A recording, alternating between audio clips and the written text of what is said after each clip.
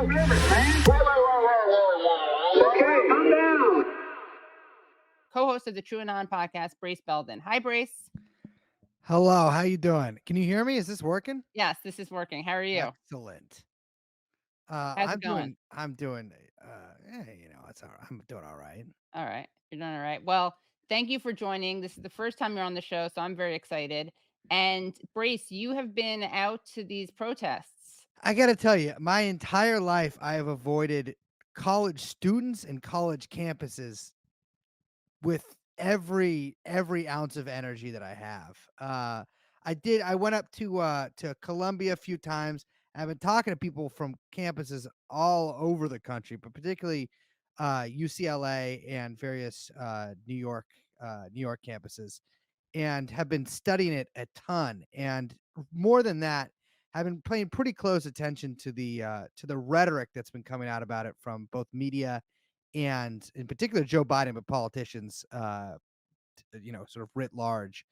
And it's extraordinary. The outside agitator narrative. Basically, every narrative that's been concocted. Yeah, I'm sure you covered it on here before, but I think for me, reading about these things before going to any of these events or interacting with any of these people. I mean, I knew people who were involved in this, but that's people I know before going to interacting with just the general people that are there. I'm not stupid enough to think about that the shit I'm reading about it in the media, like that it's like these hotbeds of anti-Semitism, that people are, violent. It's like the way it was portrayed was kind of like do you remember Chaz in Seattle during Yeah. 2020, that sort of like anarchist Right. area or whatever? That's kind of what it was being portrayed as, or that these encampments are being portrayed as. And then I actually went to one, and I am somebody who has listen, obviously, I'm very much in line with these students' beliefs towards Israel Palestine, but I hate being around very young people because I'm afraid they'll make fun of me, Mm. and I don't like being at school because I was bad at it the entire time. And so, while I am, of course, biased in terms that I agree with these people, I feel like my hatred of school and everything to do with it kind of balances that out. And so, I went to go check this thing out, and it was so unlike what I had been seeing in the media that I was floored. What was so different from what the media had been saying? It's Colombia. It was just a bunch of people kind of sitting around in a pretty clean encampment with food, and no drinking or smoking or anything like that, listening to lectures, which is crazy because if I'm in school and I'm doing an occupation thing, I'm like, all right, we're good on the lectures for a week. Right. And having these workshops and shit like that. Bunch of Jews around there hanging out. All these guys are all wearing yarmulkes and shit like that. It was pretty extraordinary. And then to go home that night and then see Joe Biden give, I think it was that night or maybe the next day, give some speech about the chaos on these campuses. Yeah. It was extraordinary. I interviewed a lot of people. I was there, probably about a dozen people all told. And then in the intervening days have spoken to many, many, many more. And one thing I was trying to I was really puzzled by was I kept reading about incidents of incidents of violence on these college campuses, and in particular Columbia.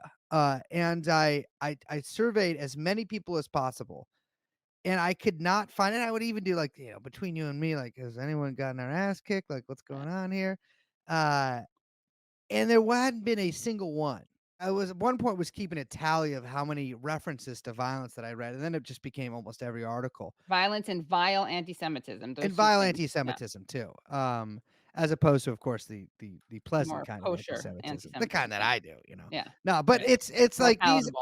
I wouldn't even make listen as a Jew who makes jokes about being Jewish because it's kind of funny. Right. I'd be too afraid to make it around these kids. I mean, these are Yeah. woke college students are Right. talking about. They'd beat the shit out of me.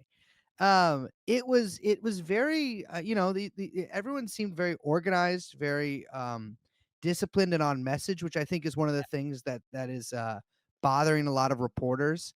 And it was it was non-threatening. These people don't know who I was, you know what I mean? I think it's safe to say visibly Jewish person that was kind of walking around and bugging people. I wasn't identifiable as a member of the media or anything. Right.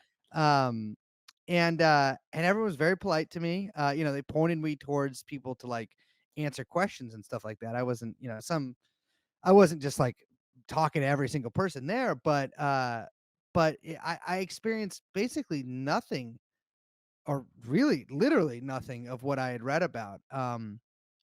And one thing that I was brought to my attention is there was a violent incident on Columbia's campus in particular, and it happened back in, I believe, January, when a couple of ex-IDF Yeah. soldiers who were students at Columbia sprayed all these kids with Yeah. adults with We this interviewed spray. them, one of them, Layla.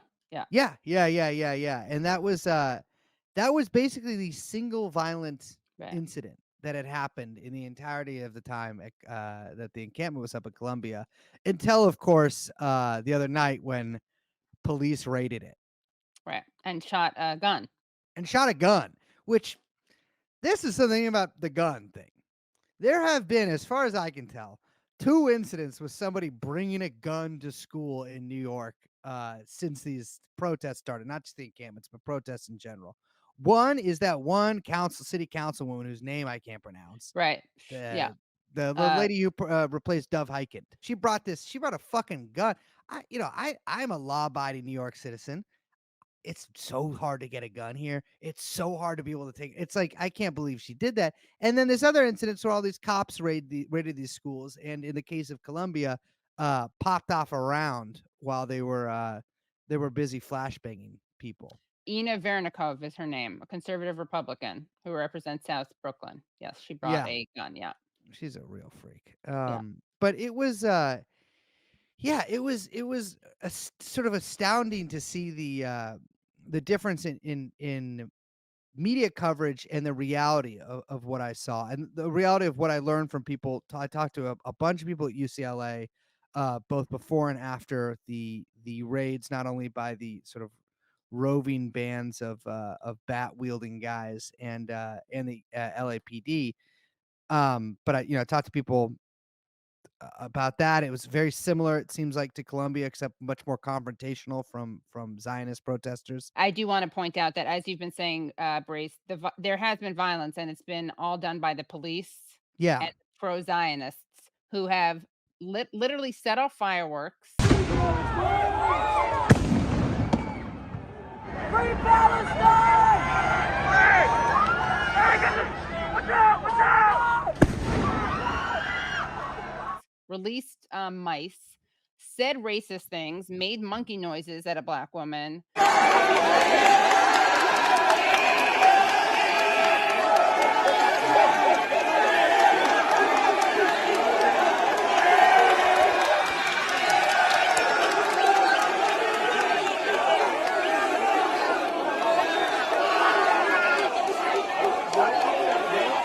Used the N-word. Beaten people with wooden planks.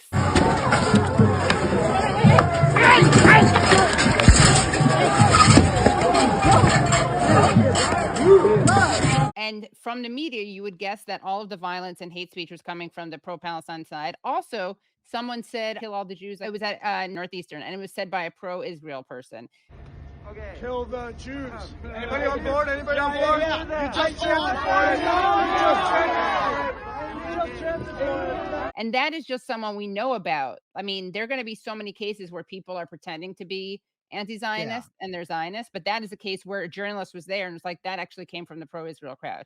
Yeah, I mean, there's footage of it, and listen, like Exactly. the other thing is there's unsophisticated people, let's say, Sure. who believe in plenty of the same things that I might believe in, and Right. express themselves in ways that I think are fucking stupid And or embarrassing. racist or whatever. But like, it's so clearly, it obviously does not represent the mainstream or even a sizable minority of these demonstrators.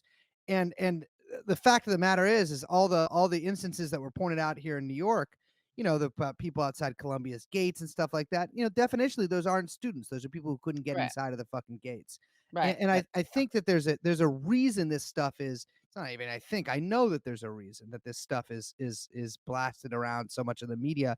It's because they're clearly on message in the same way that the protesters are, except the protesters don't have millions and billions of dollars of fucking of funding to back them. And- the Hasbro is like the Hasbro is not working so good anymore. Yeah. And so like now it has to be like there's I mean one of the tenets of it is you got to distract. They got to do the what about your anti-Semitism? What are your anti-Semitism? It's like, frankly, like it's one of those things where I think so many people are witnessing in real time news stories that they themselves are a part of being portrayed in a completely different way on the nightly news to their parents, to their friends, to their families, that it has to be, I think, probably a pretty eye-opening moment for a lot of young people right now.